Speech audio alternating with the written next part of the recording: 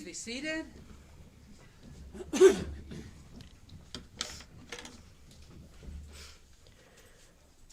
This week's scripture reading is from the book of Matthew.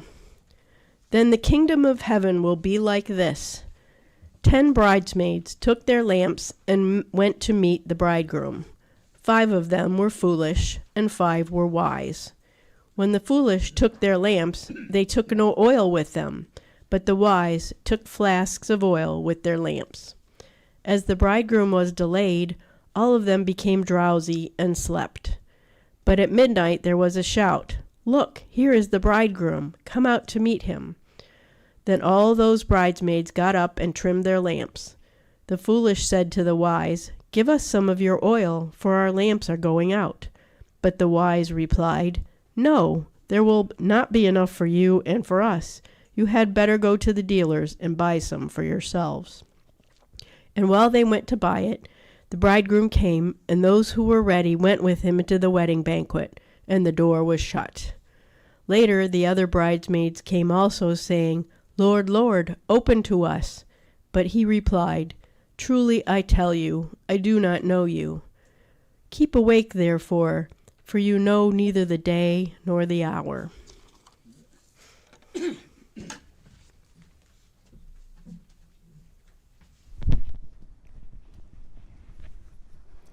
Thank you, Diana.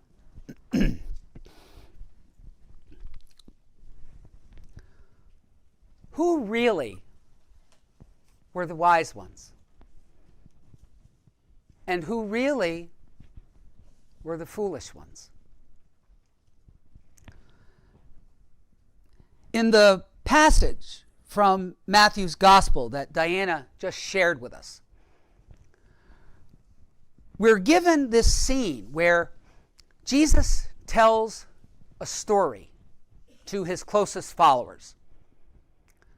That story is the parable that we know as the parable of the 10 bridesmaids. And in that story, Jesus tells his closest followers that 10 bridesmaids went out to meet a groom on the wedding day. It is believed that in that time and place, it was not uncommon for a group of young women, usually relatives or friends of the bride, to go out to meet the groom and escort him to the place that the wedding and the wedding banquet, they were held in the same spot, were to take place. Excuse me. Only Matthew is not talking about a literal groom, literal bridesmaids, or a literal wedding banquet. Okay? By the time Matthew writes his gospel, about 60 or so years after Jesus' death, those had all become common symbols within the early Christian community, familiar symbols. The groom, a symbol for Jesus. Bridegrooms, symbol for the individual members of the Christian community.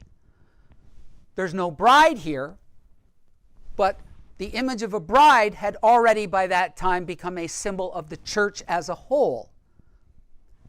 And the wedding banquet, well, the wedding banquet had become a common symbol for the kingdom of heaven. That time when the world comes into union with God and God's ways. So, keeping that symbolism in mind, the story then goes on to tell us that 5 of those bridesmaids had brought oil for their lamps. Okay? They needed lamps when they went out to escort the groom to the wedding site in case it was after dark. Okay? Those bridesmaids, we are told, are wise, presumably because they had brought oil. The other 5, however, had not, or depending on the translation, the first 5 bridesmaids had, an oil to fill their lamps, and the others, who are labeled foolish, did not have enough to fill their lamps. And again, they are labeled foolish, presumably because they had not brought more oil. Well, the groom is delayed. The groom is delayed. The bachelor party ran a little later than expected. What happens in Vegas stays in Vegas. Okay. And so, with that delay, the 5 bridesmaids with less oil ask the ones with more if maybe they could get a little top off so that they could all still go to greet the groom and they could all still participate in the wedding banquet. But immediately, the 5 bridesmaids with more oil say, nope, not happening. Go fend for yourselves. The 5 bridesmaids with less oil go off in search of more. And then, of course, as these stories go, while they're away, the groom arrives from Vegas. Okay? The 5 bridesmaids with more oil escort him to the wedding banquet. And they all go in together, and then the door to the banquet is shut. When the 5 bridesmaids with less oil return and try to get into the banquet, they find the door is shut. They knock on the door. They call out, Lord, Lord, let us in. And the groom says, tough luck. And even more harshly, I don't even know you. The equivalent in that time and place of saying, you're dead to me in hours. Okay? Hours. And then Jesus finishes the story by tying it up in a nice, neat package. He says, therefore, keep awake, because you never know what day or hour the groom is coming. A nice, neat package. And it is a nice, neat package. Except it's very likely not Jesus' nice, neat package. It's Matthew's. It's Matthew's. See, in the aftermath, the immediate aftermath of Jesus' death and resurrection, there was a common belief in the early Christian community that Jesus was coming back, and coming back soon. And when he did, that would usher in the beginning of the fruition of the kingdom of heaven, the wedding banquet. But now, Matthew and his fellow Christians are living about 60 or so years after Jesus' death, and that has still not happened. And so Matthew inserts this parable, this section, into his gospel, into an extended section toward the end of Matthew's gospel, which addresses Jesus' concern about the second coming, about his return.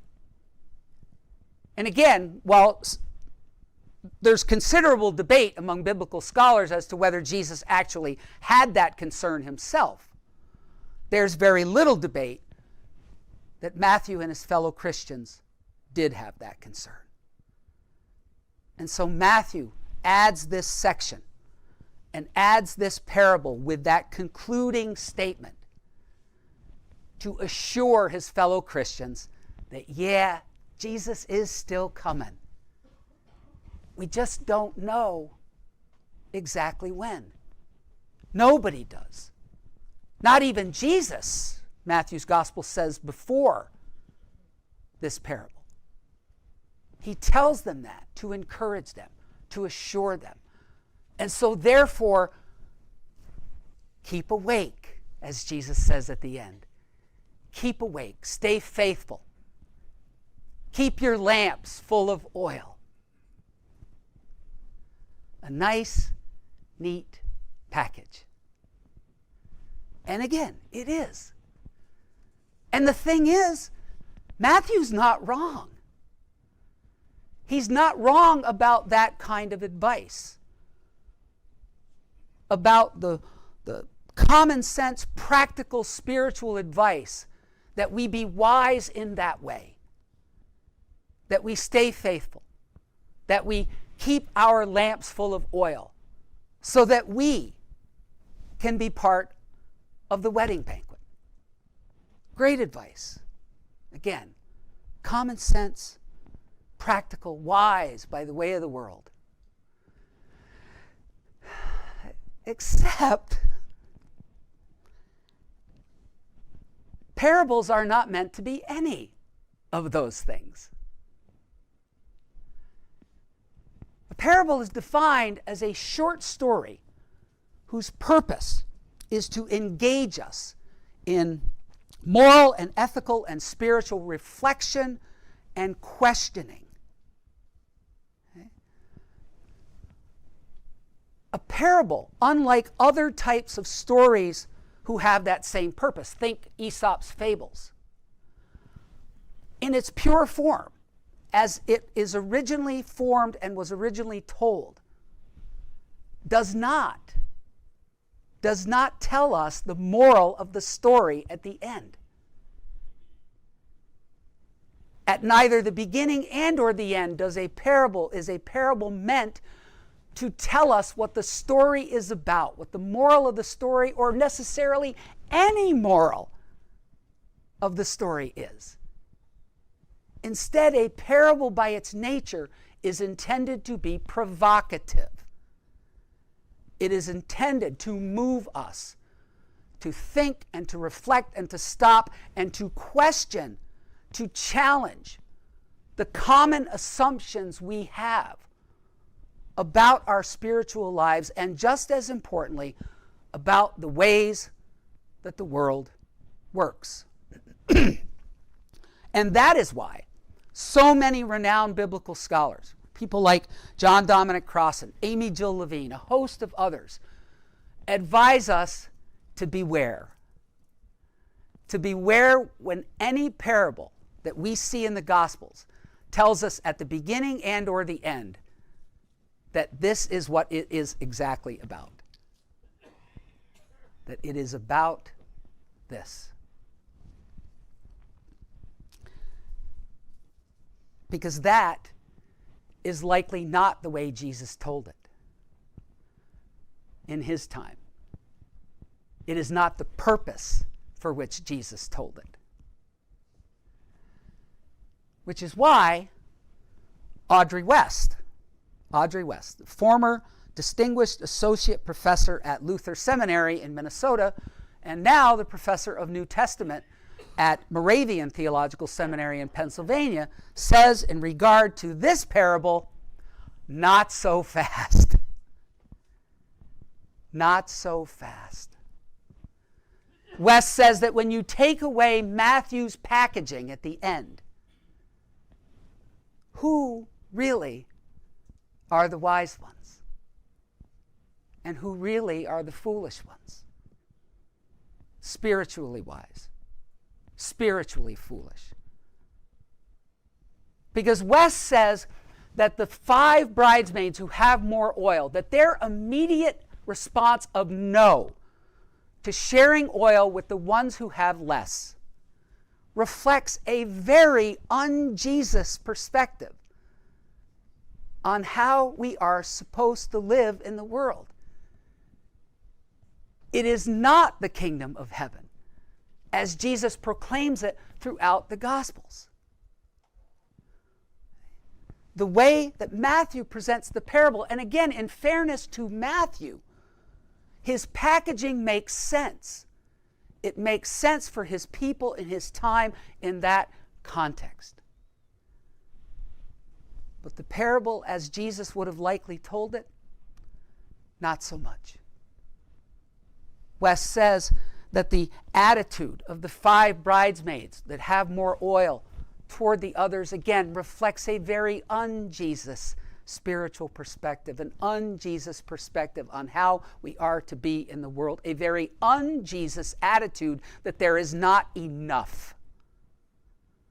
That there is not enough for everyone if we share our resources.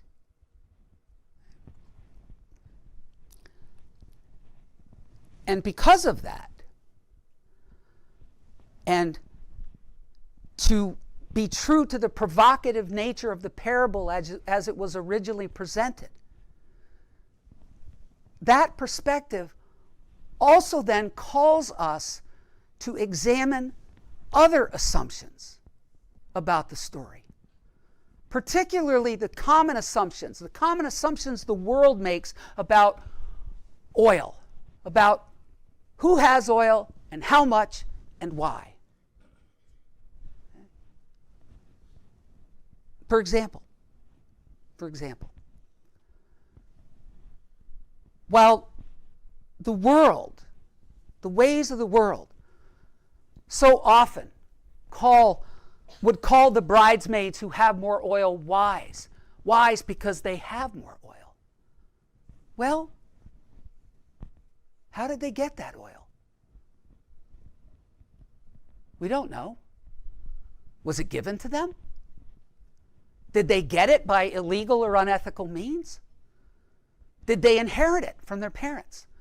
Research shows time and time again that the greatest single predictor of a person's socioeconomic status is the socioeconomic status of their parents. And what about the 5 bridesmaids who are labeled foolish because they had less oil? What about them? The world assumes that we have less because we don't work as hard. We're not as virtuous. We're not as good. But maybe those 5 bridesmaids have less oil because they're alone in the world. Maybe they have less oil because they're working 2 and 3 jobs just to simply survive, let alone stock up extra oil. Maybe they have less oil because their family has disowned them, because they don't believe the right things, or love the right person, or vote the right way.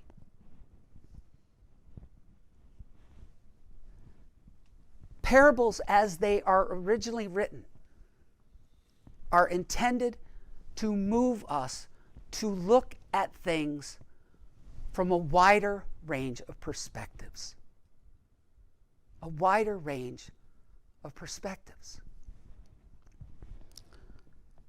And so maybe the 5 bridesmaids who have more oil are wise. They have it because they are wise. They are practical. They did work harder. But maybe not. And maybe those 5 bridesmaids who are labeled as foolish because they have less oil, well, maybe they are. Maybe they didn't work as hard. Maybe they just want to live off of other people. But then again, maybe not. All of which leads me to wonder something else. And I'm not alone in this. It leads me to wonder if Matthew's packaging of this parable wasn't just at the end, with the whole, keep awake, because you never know when the day or the hour is coming. It makes me wonder if Matthew's packaging also didn't come at the beginning, where Jesus introduces the parable by saying, the kingdom of heaven is like this. Because it's not. From the things that we just talked about, the kingdom of heaven is not like that. It is not the kingdom of heaven when those who have refuse to share with others who don't. It is not the kingdom of heaven when we look at the world from what the late leadership guru Stephen Covey calls a scarcity mentality, that there is not enough for everyone to have enough. It is not the kingdom of heaven when those who want to get into the wedding banquet are told by the Lord, you're dead to me. And it's not the kingdom of heaven when those who are on the outside of the kingdom of heaven could be on the inside if those who are already on the inside did what they could to help.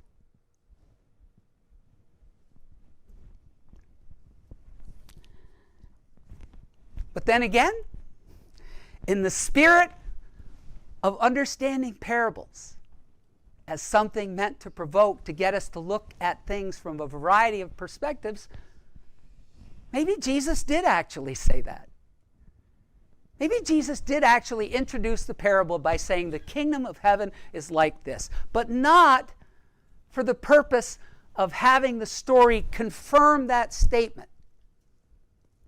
But maybe, and very much in line with Jesus' rabbinic teaching approach, maybe he said it to move his listeners, to move us, to stop, to think, to reflect, and to push back.